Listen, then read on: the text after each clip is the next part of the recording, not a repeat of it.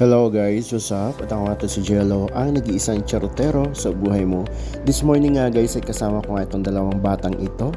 Yan guys ay si Tyler at si Terrence. Sila nga guys ay magkapatid, pero si Terrence yung panganay, siya nga yung nasa baba. At yan nga guys, sobrang kulit nga ng dalawa na yan guys. And take note, Inglesero yung dalawang yan, kaya napakahirap sawayin. Kung alam nyo lang guys, yung hirap ko para sawayin sila. At bakit nga ako napunta dito? Ako nga pala guys ay pinasyal ng aking kapatid para naman daw ay hindi ako maboard. Ayun nga, nasobrahan nga at nawala yung boring ko kasi ayan, sobrang kulit itong dalawang ito. Kung mapapansin nyo nga guys, ang aking higaan ay nandiyan pa, nakalatag, at dito na rin nga ako guys natulog sa may sala nila dahil hindi ko naman kayang umakyat doon sa taas. At ayan nga, pagkagising ko ay dyan na sila dalawa at naglalaro nga yung mga yan at nag-aasar, at maya maya nga naku, talaga naman magbaboxing yung dalawang yan. Pero napakasaya lang kasi guys, kasi kahit papaano masyado naman silang hyper. At ayun nga, isa sa mga kinakatuwa talaga ay walang sakit. Ito nga pala guys ay Sunday, kaya walang pasok si Terrence. At ayan, talagang sobrang hyper nilang dalawa at talagang tumatalon-talon yung mga yun. Sabi ko nga, be careful always, kasi nga talagang kapag tumambling ay bukol ang abutin nilang dalawa. Medyo makulit sila guys, at talagang kahit papano naman ay nasasabay din nga natin, at marunong din naman tayo mag-English, di ba? Sabihin na natin na stop fighting. So ayan nga guys, habang si Tyler naman ay nag-aayos ng aking una na iyan, inaasra na nga siya ng kanyang kuya. At pagmasdan nyo dyan guys, maya ayan, sinakyan na nga siya.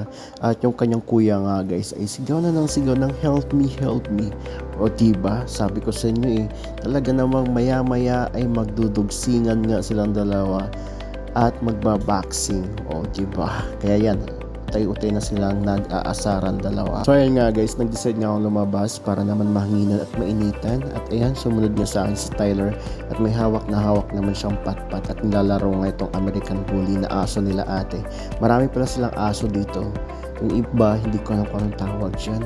Pero ayun nga, basta yung mga maliliit na aso na kala mo mga tuta, pero may mga anak na pala. O ayan no, isang baby lumabas, at napagtripan nga yan ni Terrence din na laruin. Ayan o, kasi nakakulong talaga yan guys. Actually 5 yan na puppies, pero yung dalawa yata ay naipimigay na sa Batangas, at yung isa naman ay andun sa may Valor.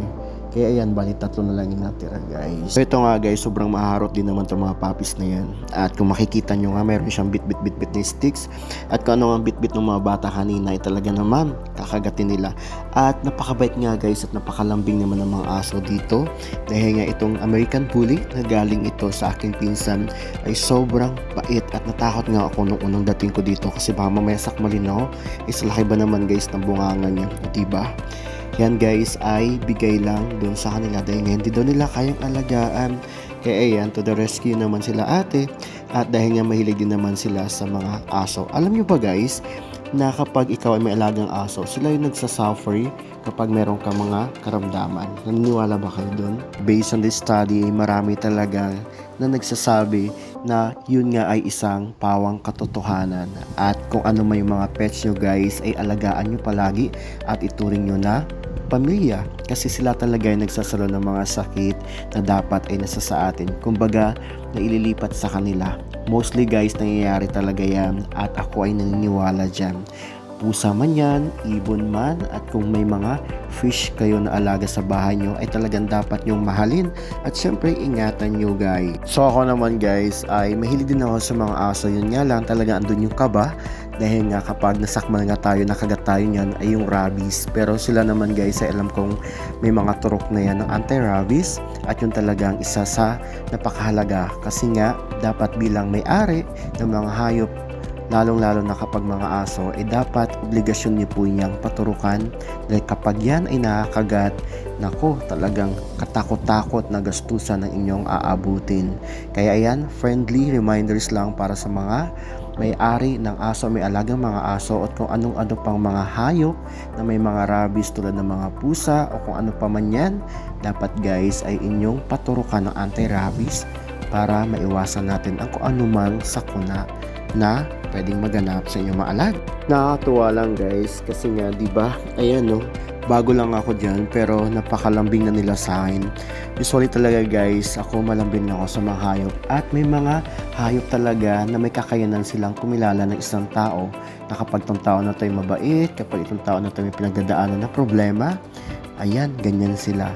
Sabi din nga sa mga pusa na kapag yung tao na yun ay nakita nila at kapag alam nila na may dinadala yung problema ay pupunta sila doon. Lalo guys na alam nila na yung tao na yun ay may mabuting puso. At yun naman guys ay ayon sa mga pag-aaral nga sa mga pusa. Hindi ko alam guys kung gano'n rin sa mga aso. Namin guys makipagbanding sa mga aso sa labas ay pumasok ulit kami dito sa loob dahil nga medyo mainit na yung panahon. At ito nga si Tyler ay nagpapadrawing sa akin ng fish. At ayan nga sinasabi niya nga daw, yung fish daw na yun ay angry fish, o diba? Sino ba naman hindi matatawa, nagkaroon na tuloy ng angry fish. Sabi ko nga sa kanya kung gusto niya ba ng whale, o kaya dolphins, o kaya shark. Ayaw niya naman at medyo malaki nga daw at nakakatakot. So yun, habang yung kanyang kuya naman guys ay busy rin niya sa pag-draw at sa pagkakat ng mga shapes, ay sinabihan ko nga dyan guys si Tyler na ibalik niya yung fork doon nga sa may lagayan at sinabihan ko nga na hindi yun laruan. Kasi guys talaga mga bata, kapag hindi mo dinisiplina ng maayos talaga, nako, siguradong yan, lahat na lang talaga ay papakilaman, akala nila lahat ay laruan. Kaya sabi ko sa kanya na ibalik niya yung tinidor doon dahil hindi yun laruan. At nakinig naman at nakakatuwa nga si Tyler. Sabi ko sa kanya, that is so nice. Kasi dapat guys talaga minsan sa mga bata kailangan natin silang purihin rin para masabi nila na oh, natuwa pala siya sa akin. Nga guys, si Tyler guys ay hindi pa siya pumapasok sa school unlike ng kanyang kuya. Kaya nga sabi ko sa kanya na yung fish talaga ay parang lumalangoy sa hangin at tuwan-tuwa naman siya. At ako nga guys ang gumawa ng fish na yan at tuwan-tuwa nga silang dalawa dahil hindi din naman nila ma-imagine na marunong pala akong gumawa ng fish. Kahit nga ako sa sarili ko hindi ko rin naman ma-imagine na marunong pala ako. Ayun no.